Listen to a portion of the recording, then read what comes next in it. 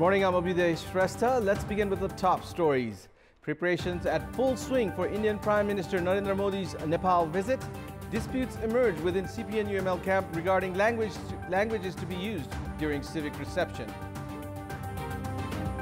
Transport entrepreneurs finally say yes to lifting transport syndicate. Announcement made during a joint press conference.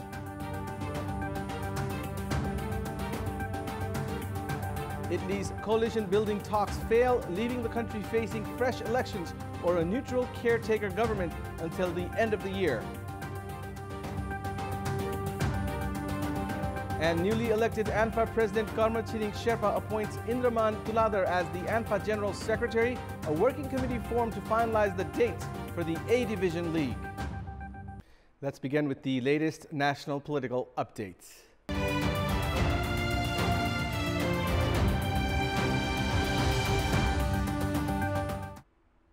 Preparations have been expedited for Indian Prime Minister Narendra Modi's visit to Nepal's religious and tourism destination Janakpur and his public address at Barabiga ground. Janakpur sub-metropolis is preparing for an address in 4 languages that includes Nepali, Maithili, Hindi and English. The workforce assigned to prepare the Barabiga ground has been decorating the venue day and night. Over 50,000 people are expected to attend the event, as the Janakpur sub-metropolis has already imported a tent worth almost 14 million rupees from India with a capacity to accommodate 50,000 people. The provincial government has also formed a committee for the management and publicity of Indian Prime Minister Modi's civic reception. The government and sub-metropolitans' efforts in making the event a success might look extravagant, but it seems to have done good to the city's aesthetics. The Barabiga ground, that was no less than a small dumping site, is now painted with beautiful Mithila art and dipped in the color of saffron. Disputes have surfaced within the ruling CPN regarding the visit of the Indian Prime Minister and the languages to be used during his civic reception. CPN-UML Vice Chairman Bhim Rao tweeted yesterday evening saying that it is unconstitutional to use 4 languages during the civic reception in Janakpur. CPN-UML leaders have also openly objected to the Indian Prime Minister's itinerary, as he is scheduled to directly fly to Janakpur instead of Kathmandu from the Indian city of Patna. Likewise, CPN-UML Secretary Yogesh Bhattrai has also opined that the civic reception in any other language other than national and international language is not going to be acceptable to him and the party. The Nepal Army is a government entity that comes under the Defense Ministry. This constitutional provision is not seen in practice, as the Nepal Army acts like an independent body while its decisions are simply endorsed by the Ministry of Defense. Since the beginning of the Nepalese New Year, the Nepal Army has issued 7 tenders calling for items procurement ranging from old vehicles to goods required for peace missions. However, the role of the Defense Ministry has been completely overlooked in these tender calls. The infamous decision taken by the Nepal Army to lease out Trichandra Military Hospital for commercial use was also not notified to the Defense Ministry.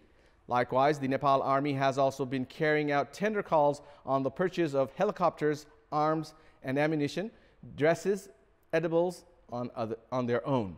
National armies across the world do not have the authority in democratic practice to make such purchases on their own. In international practices, the Defense Ministry makes tender calls and procurement on behalf of the national armies. However, this provision has been openly flouted by the Nepal Army over the years. The transport entrepreneurs have agreed to scrap the syndicate system. Transport entrepreneurs have also agreed to come under the Company Act law. Government and the transport entrepreneurs jointly organized a press conference yesterday to announce the scrapping of the syndicate system. Meanwhile, on Sunday, the arrested transport entrepreneurs were released after they signed an agreement to refrain themselves from the syndicate system. The Nepal Rashtra Bank has also freezed the bank accounts of the transport committees who had earlier resorted to the resistance. All of the arrested entrepreneurs were released on Sunday after they agreed to operate their vehicles under the Company Act. A total of 112 transport entrepreneurs were arrested on Friday and Saturday for their protest in support of the syndicate system. It's now time for our segment Public Pulse, where you text us with your opinion. Public Pulse. And here's your question. What does the end of transport syndicate signify? Your options are A, anything possible if the government wants. B, syndicate elsewhere will end too. The voting is on. Type NEWS, select your option A or B, and send it to 8080 to share your opinion with us. From Assistant Campus Chief to the Tribhuvan University Vice Chancellor, officials have been appointed through political influence for long now, instead of merit-based evaluation. This has resulted in poor quality of education and lack of intellectual activities in the university. Yesterday, we had asked the locals of Kathmandu, Surkhet and Butwal what they have to say about Assistant Campus Chief and university officials being appointed with political influence. Let's take a look at what they had to say. Public Voice. उहाँहरूको जवाफदेहिता भनेको विश्वविद्यालयप्रति नभएर विद्यार्थीहरूप्रति नभएर कर्मचारीहरूप्रति नभएर स्वयं प्राध्यापकहरूप्रति पनि नभएर त्यो चाहिँ संगठनप्रति जवाफदेही भएको कारणले गर्दाखेरि विश्वविद्यालय अर्थव्यवस्था यो राजनीतिक भागभण्डा चाहिँ अन्त्य गर्नुपर्छ विश्वविद्यालय तन्दुरुस्त राख्नको लागि। त्यो संस्थाको त्यो क्याम्पसको नीति नियममा धेरै असर पार्छ। शिक्षाको गुणस्तरमा समस्या आउँछ अनि तपाईको चाहिँ भर्ना प्रक्रियादेखि लिएर हरेक कुराहरुमा पनि उनीहरु टेन्डरदेखि लिएर हरेक आह्वानमा पनि पैसा र अनि त्यसपछि तपाईको करप्सन हुन्छ। दक्ष योग्य र सही उम्मेदवारहरू छनौट गरी नियुक्ति गर्नुपर्छ। शैक्षिक गुणस्तर खस्किँदै गएको अनुभूति मैले पाइरहेको छु। यो राम्रो होइन। प्राज्ञिकतालाई असर पर्न सक्छ र त्यो संस्था त्यो सबै कुराहरू राजनीतितर्फ केन्द्रित हुन्छन्, तसर्थ यो बेठिक कुरा हो। यो गलत कार्य हो। क्षमता र दक्षता आधारमा क्याम्पस प्रमुखहरू नियुक्ति गरिनु पर्दछ। यो विद्यार्थी र शिक्षाको र अभिभावकको हित विपरीत हुन्छ। त्यसैले यसलाई शिक्षालाई यो राजनीतिक मुक्त बनाइनुपर्छ।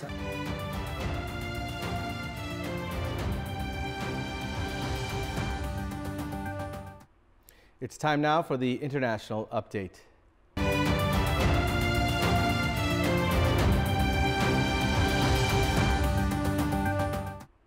Italy's coalition-building talks have failed, leaving the country facing fresh elections or a neutral caretaker government until the end of the year. President Sergio Mattarella said that those were the only two options left after a third round of negotiations were unsuccessful. No single party or alliance won a majority in the March general election. Following the latest round of talks aimed at forming a coalition, the biggest single party, the anti-establishment Five-Star Movement, could not agree on joining forces either with the right-wing alliance of Forza Italia and the League or with the center-left Democratic Party. In a televised public statement, President Mattarella urged party leaders to rally behind a neutral government after conceding that there would be no coalition deal. He argued to parties to decide either give full powers to the government or else hold new elections in the month of July or in autumn.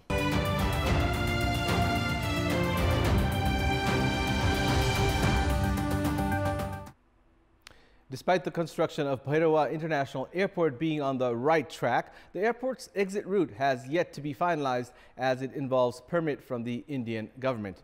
However, several official discussions held with the Indian authority have not resulted in a common agreement. Several high-level parleys so far have included the air route issue. Prime Minister K.P. Sharma Oli's India visit last month had also included the agenda. However, it did not yield a desired result. The diplomatic circle understands that India has been hesitant regarding the air route permit. It is understood that India is unwilling of the permit as Uttar Pradesh has an Air Force Army base camp in the air route. All international flights to Kathmandu at the moment are using the air route of Simra. However, flights landing at Bhairawa International Airport will need to fly over India's Uttar Pradesh. Despite the existing uncertainties, Minister for Civil Aviation Authority Rabindra Adhikari has said the authority is doing its legwork and a final decision will be met during Indian Prime Minister Narendra Modi's visit, as there are possibilities that the route over the Air Force Base Camp can be avoided with an alternate route. And it's time now for the sports update. Sports news. The meeting of All Nepal Football Association ANFA, chaired by the newly appointed president Karma Chining Sherpa, has appointed Indraman Tuladar as the ANFA General Secretary. Likewise, the newly elected committee of ANFA has formed a working committee to finalize on the dates for the A Division League. Yesterday's meeting, the first since the elections, formed the working committee in coordination with former player Bigyan Raj Sharma. The working committee has said it will decide on the league's dates along with its format within 10 days. Following the National League organized 2 years ago, ANFA has not been able to host any tournament. The meeting held yesterday also discussed developing football at the grassroots level and to restart academies currently not in operation. In its future working schedule, ANFA is to form a separate committee to regulate tournaments outside the valley. While Tashi Ghale will be continuing as the honorary president of ANFA, Rabindra Joshi, who was previously the joint treasurer, has been appointed as the treasurer. The Karma Chining panel had clean swept all posts in the elections held last Saturday. Manang Marsyangdi Club has stormed into the semi-finals of the Damak Gold Cup, drubbing Saraswati Youth Club 5-0. In the quarterfinal match played in Damak yesterday afternoon, Manang Marsyangdi scored all the 5 goals in the second half. After a scoreless first half, Sujal Shrestha broke the deadlock by scoring a goal for Manang Marsyangdi in the 49th minute. Manang took a 2-0 lead after Bimal Basnet scored in the 61st minute. Tirtha Basnet scored a goal in the 84th minute and Subhas Gurung added another one in the 86th minute, giving Manang Marsyangdi a 4-0 lead. Sujal Shrestha scored his second goal of the match in injury time and sealed Manang Marsyangdi's 5-0 victory over Saraswati Youth Club.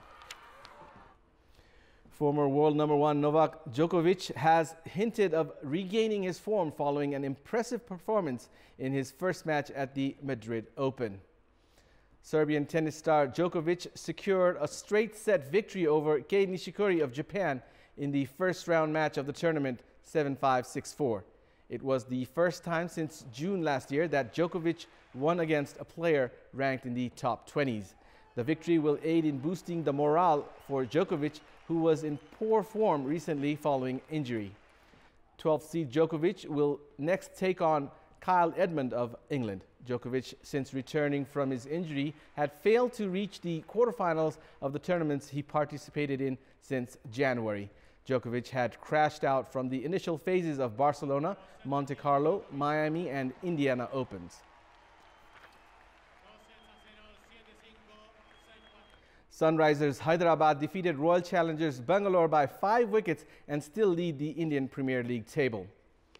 In the match played at the Rajiv Gandhi International Stadium in Hyderabad last night, Royal Challengers Bangalore won the toss and invited Sunrisers Hyderabad to bat first. Sunrisers were bowled out in the last ball of the 20-over innings after posting a total of 146 runs.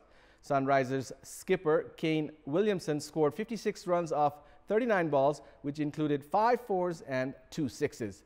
Saqib Al Hassan also contributed 35 runs off 32 balls, which included 5 fours. Team Saudi and Mohammad Siraz restricted Hyderabad from posting an impressive total as they grabbed 3 wickets each. Hyderabad lost 5 wickets in the last 2 overs. Chasing a target of 147 runs for victory, Royal Challengers Bangalore managed to score 141 runs in the stipulated 20 overs by losing 6 wickets and lost the match by 5 runs. Bangalore needed 12 runs off the last over but managed to score just 6 runs. Bangalore skipper Virat Kohli scored 39 runs off 30 balls, while Colin Granholm chipped in 33 runs off 29 balls in the losing effort. After last night's win, Sunrisers Hyderabad lead the league table with 16 points, while Chennai Super Kings are at the 2nd spot with 14 points. Royal Challengers Bangalore are in the 6th spot after last night's loss with 6 points and have very little chance of making it to the playoffs. Tonight's Indian Premier League match features a clash between Rajasthan Royals and Kings 11 Punjab. And that's all for the moment. Our next English bulletin will air at 11 a.m. Keep watching Kantipur Television HD for more news and entertainment. Thank you for watching. Have a good day.